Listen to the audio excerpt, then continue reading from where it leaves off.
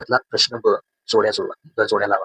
तर याच्यामध्ये ह्या जोड्या लावाचं उत्तर लिहिताना इथे काय करा, मध्ये अशा चौकटी हे करा की जेणेकरून त्याच्यात आपण योग्य पर्याय द्यायचे. ओके.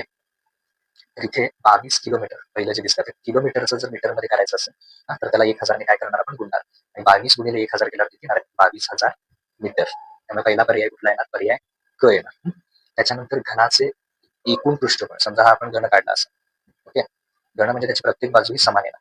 याला एकूण पृष्ठ किती झाले, तर 6 झाले. ओके. तर 6 असल्यामुळे 6L वर्ग. 6L वर्ग म्हणजे पहिला पर्याय बरोबर अ.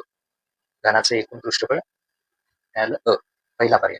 काटकोन त्रिकोण, काटकोन त्रिकोण आहे कसं ओळखतो आपण, तर त्यातला एक कोण, प्रत्येक नव्हे, एक कोण किती अंश असतो, 90 अंश, म्हणजे पर्याय बी 90 अंश. आता ए वजा बी कंसाचा वर्ग, याचा जर विस्तार केला तर काय येतं, ए वर्ग वजा 2ab अधिक बीचा वर्ग, म्हणजे कुठला पर्याय बरोबर येणार, पर्याय ई हा जो आहे तो त्याचं अचूक उत्तर येणार.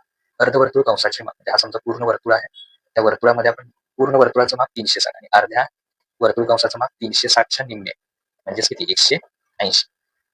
तर ड हे त्याचं अचूक उत्तर येणार.